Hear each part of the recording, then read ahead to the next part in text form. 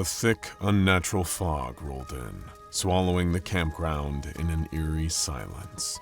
The four strangers stood frozen, exhausted and afraid, as the darkness closed around them.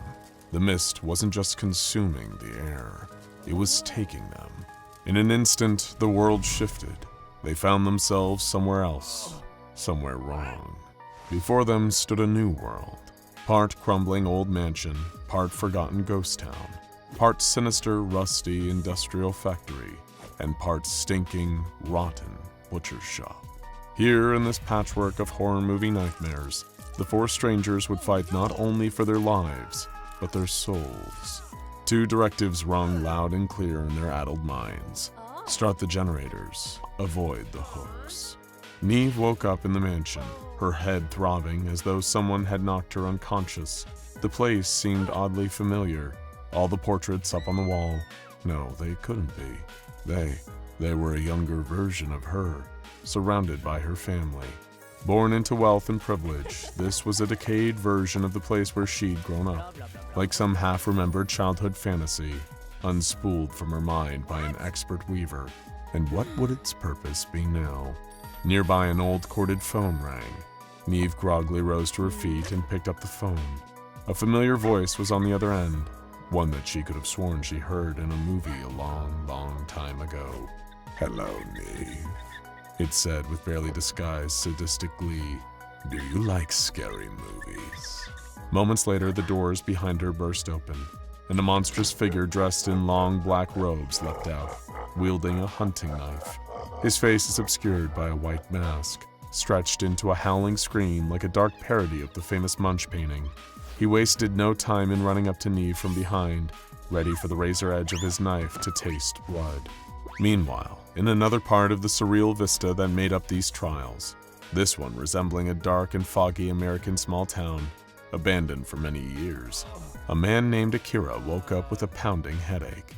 He wasn't sure what was worse, the pressure inside his skull, or the awful shrieking air raid siren blaring through the town.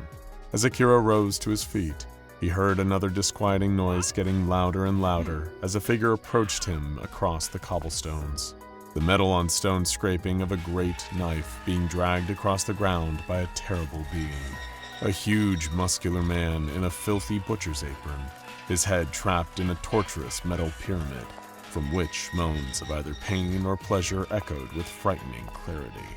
Akira could somehow feel the monster's intent deep inside his own body, the judging of one's sins, the desire to repent for every awful thing you've ever done, every person you've hurt, every boundary or taboo you've transgressed. On the edge of that great knife, punishment would be as swift as it was severe. The monster, Pyramid Head, raised the knife ready for a death blow. Over in the rusty industrial hellscape of the factory, Samara rose to her feet. Everything around her in this network of pipes, walkways, and boilers felt so eerily familiar, despite the place's every attempt to be dark and obtuse. That's when the fires came alive. Every boiler growled and hissed, pumping water and steam as the coals turned red. The air around Samara suddenly became uncomfortably hot as she felt a malevolent presence enter the area around her.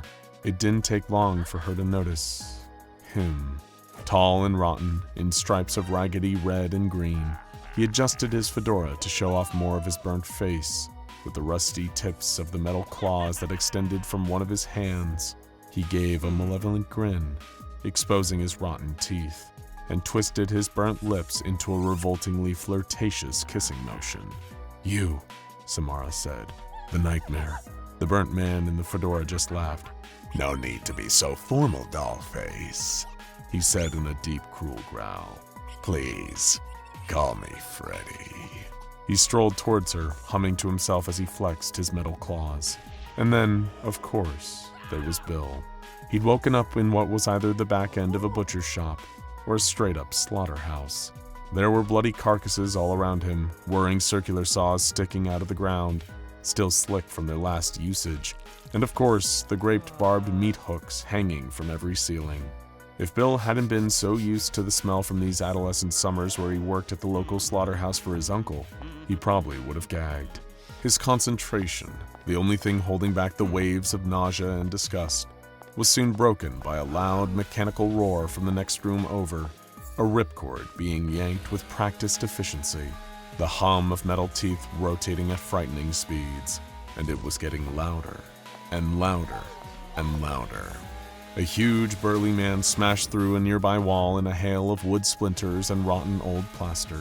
He was wielding a howling chainsaw, ripping apart everything he touched. And somehow, even that was less remarkable than his fashion.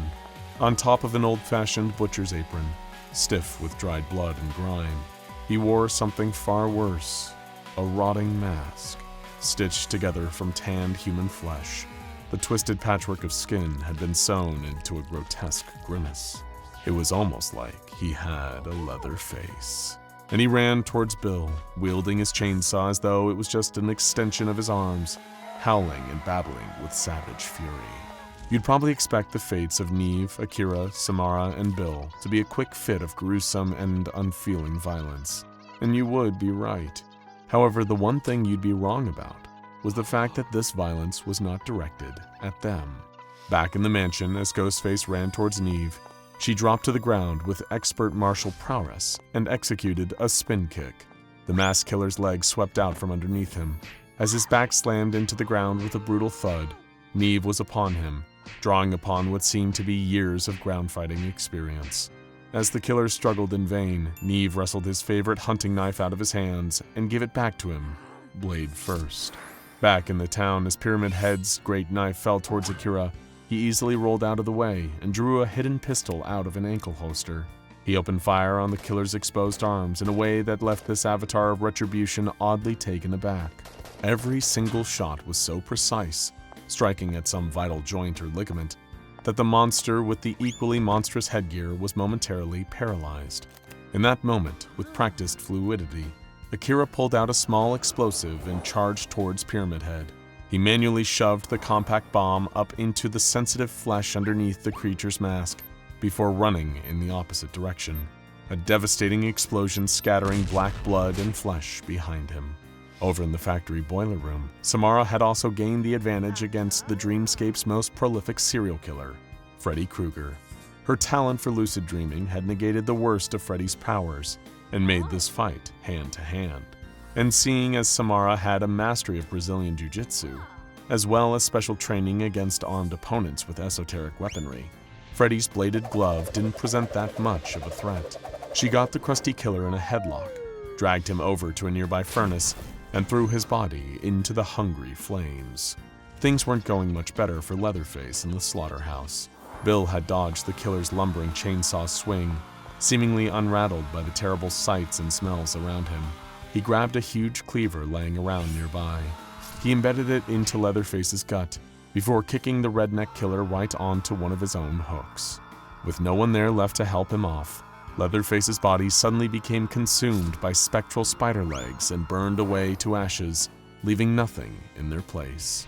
Somehow, it seemed that every single survivor had come prepared for exactly what they were going to face. Outside the monster mishmash of the trials, the Entity, a spider-like horror that feeds on fear and pain, watched in confusion. How on earth has this happened? No survivors had ever taken the fight to the killers like this, let alone wrenched the advantage from their hands. Nothing could have possibly turned the tables like this. Nothing except for the SCP Foundation. Before we get into the Entity's terrifying counterattack against the Foundation's bold move, we need to rewind a bit. How exactly did Foundation researchers manage to pull the wool over the eyes of a being that was supposed to see everything? It's worth mentioning first that the Foundation is no stranger to going toe-to-toe with truly cosmic forces. Their works have counteracted the malevolent forces of the Scarlet King, the Hanged King, the Sealed King. Heck, they could probably even work on containing the Burger King if they wanted to. And their efforts to do the same to the Entity began in earnest when one of the sadistic being's rare survivors found their way into the Foundation's care. This survivor also had one hell of a story to tell. They'd been taken to dark worlds where they were pursued, along with others, by unspeakable horrors.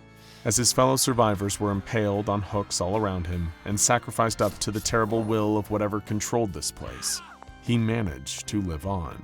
He started the generators that opened the exit gate and let him escape this terrible, terrible place, only to find himself back at a cursed campfire with a new set of hopeless lost souls, waiting for it all to happen again. He believed that he'd only actually escaped as a result of some random cosmic accident, rather than any control he'd have over his own fate or destiny. That thing, that entity, it was in control of everything out there, and it ran its domain like a twisted playground for the pure evil fun of it. All of this naturally piqued the Foundation's interest. Coordinating with various cross-dimensional Foundation branches for additional information, they soon found that this problem wasn't just confined to one reality either.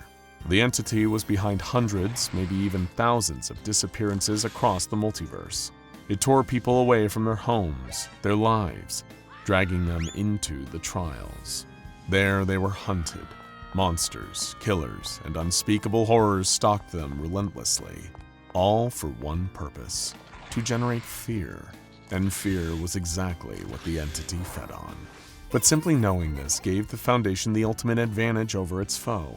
It was the same one that had led many similarly unstoppable creatures to ruin at their hands: information. Because when you're able to figure out what something wants, whether it's a fish in the local river or a godlike horror outside of time, you know exactly what bait you need to stick on the end of the hook to catch it. Pooling their resources, the Foundation soon discovered the link between the entity and auric particles, the esoteric energy source that not only powered the entity, but also the fabric from which it weaved its torturous worlds of fright. They were also able to ascertain that while the entity was powerful, it wasn't creative.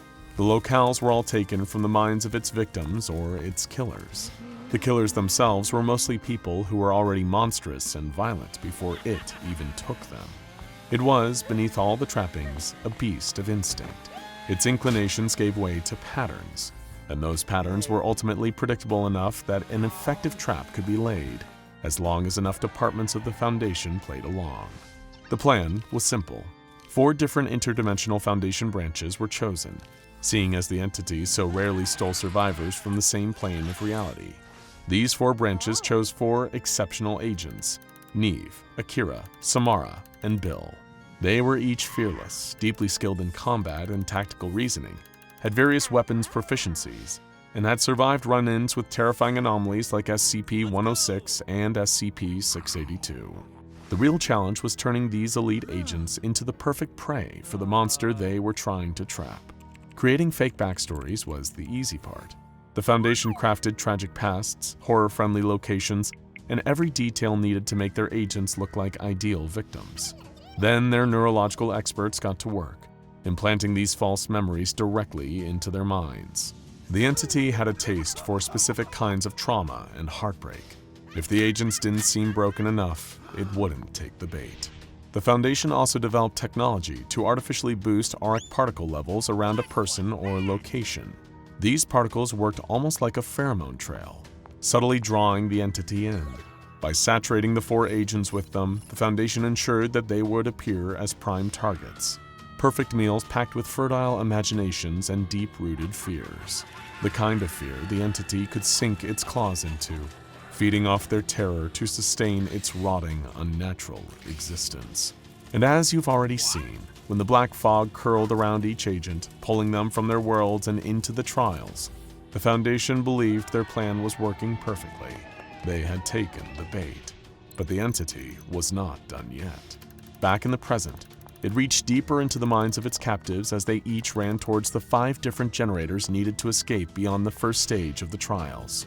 It would see past the falsehoods and find a true terror from their pasts, something that actually struck fear into all of their insolent hearts. And there, in the black depths, it found something. A monster whose terror seemed to be beyond measure, despite the different realities that each of the captives came from. SCP-682, the hard-to-destroy reptile. Summoning up its auric might, the entity plucked SCP-682 from the time stream and placed it into the trials, pumping psychic instructions into its mind to find and kill the survivors that had humiliated the entity and its plans like this. But mere seconds later, 682 disappeared from the trials. It seemingly just blipped out of that reality, much to the entity's confusion, until it appeared in all of its terrible glory in the entity's domain right next to it. Don't you know? SCP-682 growled. I obey orders from no one, you disgusting little creature. And as SCP-682's great jaws closed around the spider-like abomination's body, the entity, for the first and last time, felt fear. Now check out, is there anything these little killer kitties won't do? SCP-2085, the Black Rabbit Company, and Killer Living Graffiti, SCP-1155, Predatory Street Art.